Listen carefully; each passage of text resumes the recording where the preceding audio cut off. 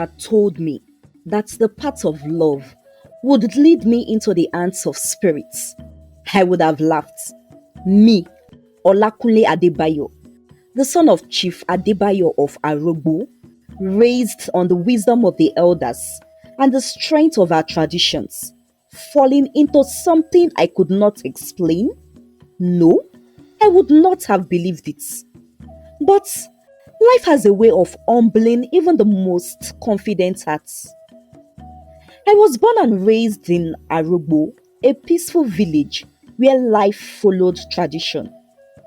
My father was a respected cocoa trader, and my family held an important place in our community. I grew up learning hard work, discipline, and the value of family roots. When I turned 26, my father encouraged me to attend a youth empowerment program in one of the old Ibadan towns. He said it would help me gain new knowledge beyond our cocoa business. I didn't like the idea that much, but I had learned to obey my father right from childhood. So I didn't argue. I traveled to Ibadan, hoping to learn and return home quietly. But it was there that I met Aduni. The training was useful, yes, but dull. During my free hours, I would often walk through the bustling local markets to clear my head after long training sessions. I was also interested in watching how people lived differently in Ibadan. I observed the energy of the markets, the women bargaining loudly, the men calling out prices, the children running about. And that was where I saw her for the first time one afternoon. Aduni? She stood quietly by a corner, arranging handmade beads on a small wooden table. Her table was filled with beautiful coral beads and bracelets. But unlike the others who shouted to attract buyers, she did not beg for attention. Her beauty wasn't loud, but peaceful and gentle. There was something strange about her calmness, but it caught my attention. I bought some beads from her, even though I didn't need them, just so I could hear her speak. Her voice was soft. I asked her name, and she told me it was Aduni. I asked if she was an indigene of Ibadan. She replied no. Then I asked her where she came from. She simply said, far away. I found myself going back to the market every day after that. I became a regular visitor at her store throughout the rest of the youth program. I told myself it was just to help her business, but in truth, I wanted to be near her. She listened when I spoke about my home, my family, and my dreams. She rarely spoke about herself though. Whenever I tried to ask, she would change the topic and I, foolishly in love, would let her be. I asked her about her family. All she told me was that she was an orphan and that she had been on her own for years. She avoided every other question I asked. Despite the silence, my feelings for her grew. At first, I told myself to walk away, but I couldn't. Or maybe I didn't want to. Then I convinced myself that love was enough, that a person's past didn't matter if their present was peaceful. Days turned into weeks and weeks into months. 3 months, my training came to an end. But my heart remained in Ibadan with Aduni. I didn't want to leave her behind, so I asked her to come home with me to Arubu. At first, she hesitated, but when she saw how serious I was after many days of persuading her, she agreed. I knew it wouldn't be easy to bring in a stranger home, especially to a family like mine where we know everyone's family tree back to 6 generations. But love had blinded me. When we arrived in Arubu, my mother's face told me everything before she spoke. She looked Aduni over from head to toe, then asked sharply, "Whose daughter is she? Does it matter? I love her," I told my mother. But my mother would not let it go. "Who are her parents? Which family does she belong to?" she kept asking. Then Aduni lowered her head and said softly, "I have no family." My father said nothing at first, but I could tell from his eyes that he was not pleased as well, and that his eyes warned me. The elders in my family were uneasy as well when they heard it. In our land, every person's roots matter. A woman without a family, without a village, was a mystery too big to ignore. But I had already fallen so deeply in love with Aduni, and I made up my mind to stand by her. After all, I had heard and seen cases of an orphan being abandoned, neglected, and left alone by the family members of their deceased parents. So, that does not mean such orphan, such person should now be avoided. We should rather embrace such person and show them all the love in the world, I told the elders. For that was what I believed when Aduni told me she was an orphan and had no family. She didn't even mention anything about her family members abandoning her or leaving her, but I just concluded within me that that must have been the case because I heard she was an orphan. So, despite my parents' doubts, despite the doubts of the elders and everyone around me, I stood by Aduni. I built her a small stall where she could continue her bead making and sell them. And slowly, some people in the village accepted her presence, though a few still whispered when she walked by. Soon, Adoni became pregnant since we were living together. When my parents and the rest of the elders found out that Adoni was pregnant, they grumbled, but eventually they softened. Our elders would often say, "A child is a blessing no matter the way it came," and our forefathers forbids us to cast our own children and blood away, my father told me. So, they agreed to accept Aduni as their daughter-in-law and as my wife. They organized a small traditional wedding to officially join us together. Only my family and friends were present because, of course, Aduni had no family. My family became a family, and it was my mother who ushered her to me the ceremonial way. Months later, Aduni gave birth to twins, two beautiful baby girls, so beautiful as she was. I was happy and I cherished my daughters with every love and affection in me. As the years went by, everything went well as well. Aduni was a good wife, and even my parents had grown to love her and fully accept her. But one day, my daughters, who were playing outside with their friends, ran in to ask me what family their mother Aduni came from, if the family is in our village or another village. By this time, my twin daughters were already 4. They said that their friends kept telling them that their own parents would often say that my daughter's mother, Aduni, has no family. At first, my daughters, who were naive because of course they were young, kept telling their friends that their mother's family is also their father's family. But one particular girl called Itunu, who seemed to be too wise for her age at age 5, told and explained to my daughters that a man has his own family and a woman her own family before the man and the woman would come together to make their own new family. So, my daughters had ran to ask me. They had first gone to their mother to ask first, but she had dismissed them and told them not to listen to Itunu. But the twins were curious, so they came to me and asked me. That was when my senses began to come back, because that was when I felt the need also to know which village at least Aduni came from. I told myself, even if she has no family, she must at least come from somewhere, from a village, and it is okay to just know the name of the village. Not for anything else, not because I want to send her back to her people, but just to know the name of her village at the very least. So, I spoke to Aduni about it. At first, she hesitated as she did in the beginning and refused to tell me the name of her village, even when I kept asking for days.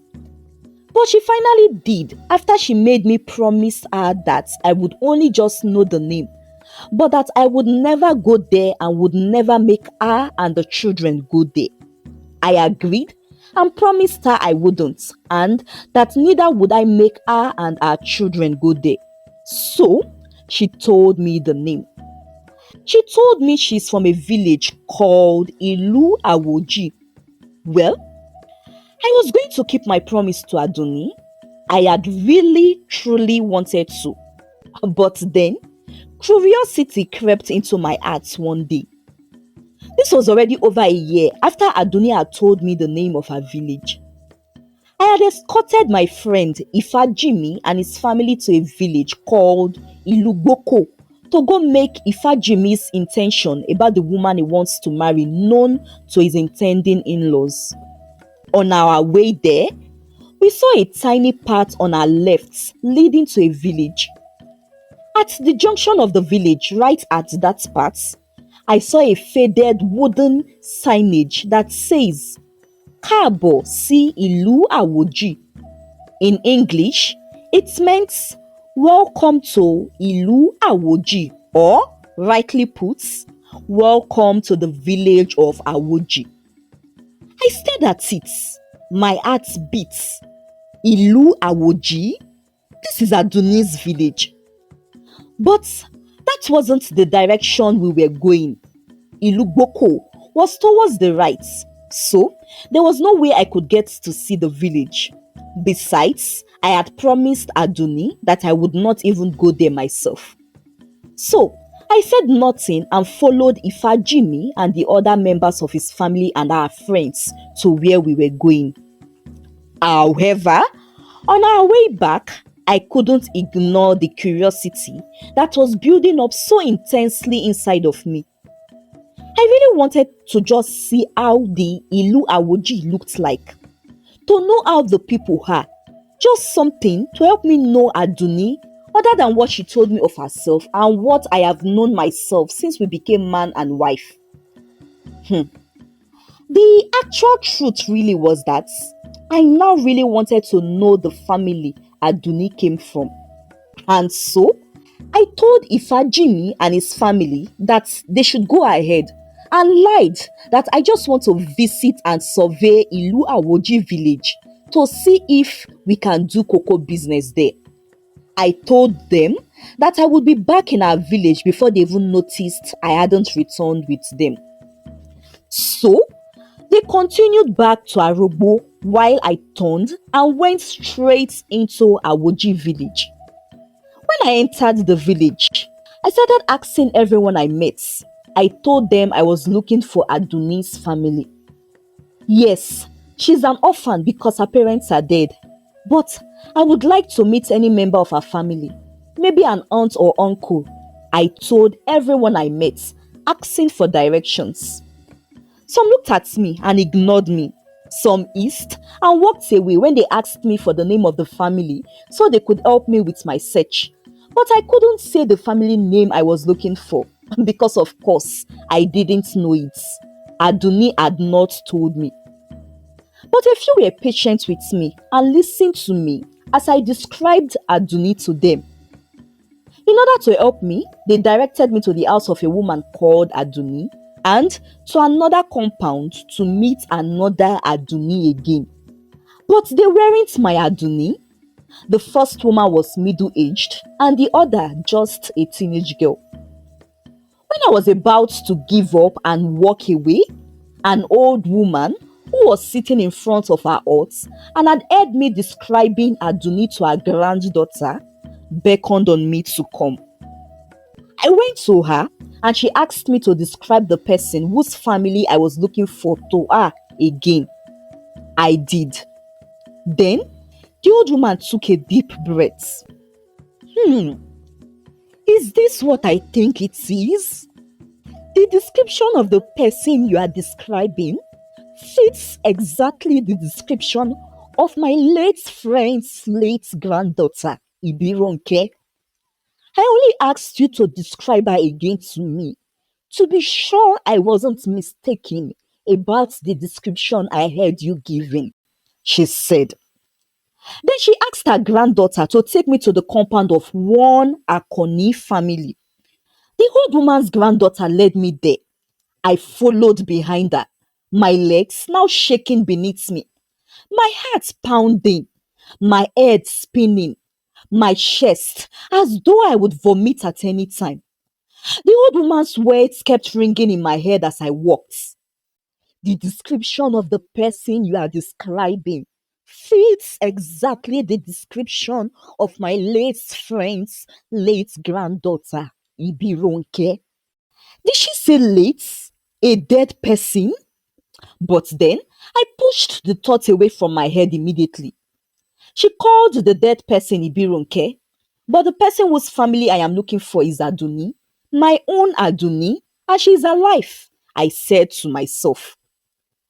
We got to the compound which was called the Akoni family. There, again, I described Aduni to the middle-aged couple I met there. They were silent for a moment and kept staring at me as though I was a ghost. Then, the middle-aged man went into the house and returned with an old photo of a young woman, an old drawing, sketch drawing of their late daughter, and showed it to me. I took the photo from them and looked at it. The person in the photo was a striking resemblance of Aduni. Yes, this is her. This is Aduni, my wife. Are you her uncle and aunt? I asked. No, this is Ibironke, our late daughter, who died 11 years ago. The man replied. No, this can't be, I said. My Aduni is alive. Maybe she's a twin, and this person in this photo is her twin sister, the late one, I said.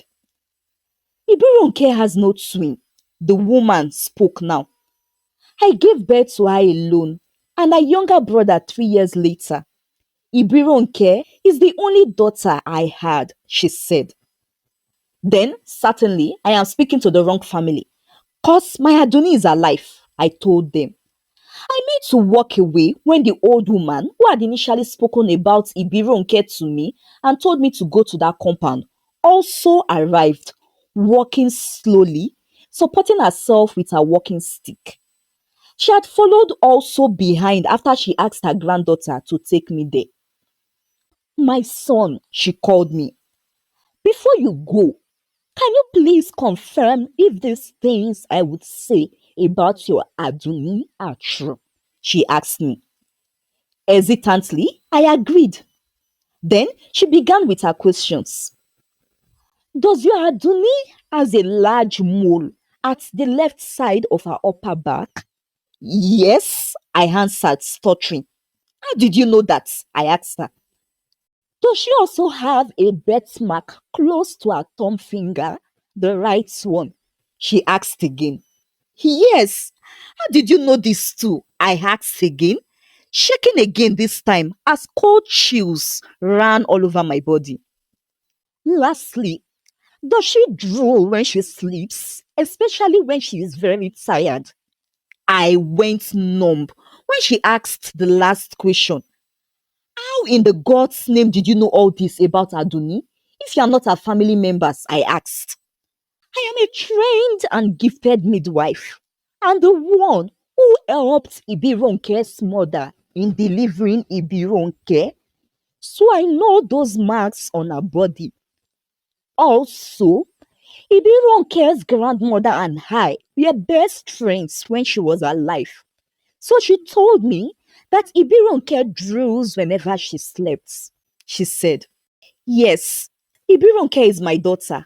And all Iyagba have said about Ibironke is true. The other woman, the middle-aged one, said, stepping forward. She started crying. How come my daughter Ibironke is with you? How come you not speak of her? She died 11 years ago. She accidentally got drowned in the river. Though the men who went to look for her body saw her and were returning with it to be buried.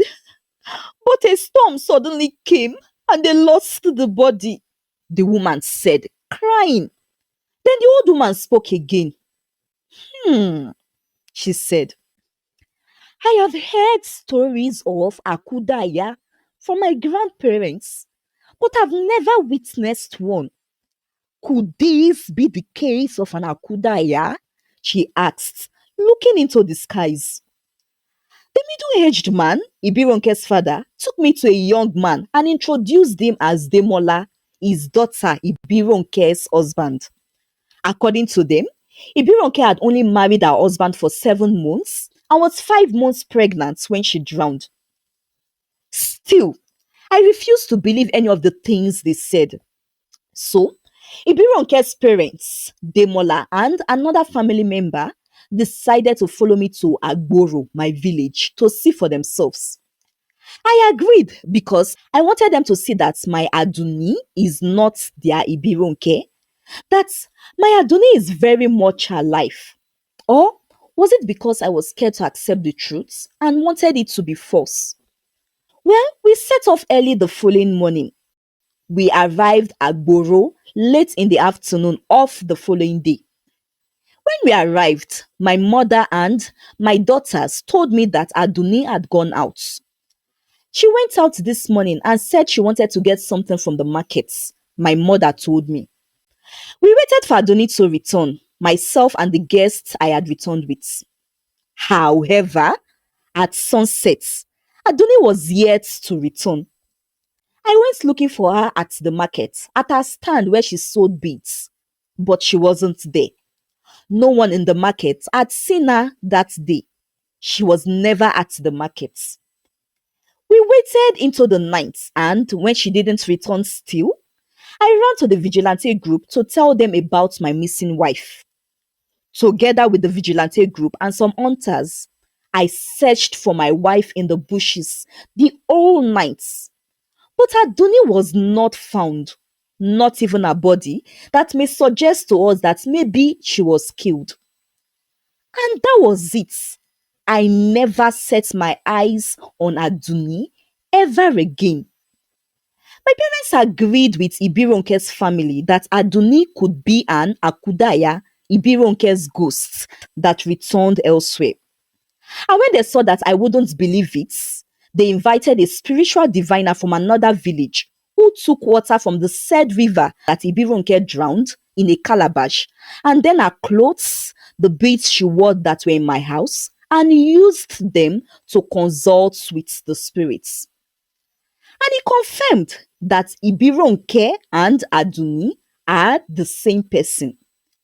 According to what he divined with the spirits, Ibironke's ghost had been sad about the way she died, that she wasn't happy that she did not live the life she wanted, a happy life of having a family, a husband, and children to love.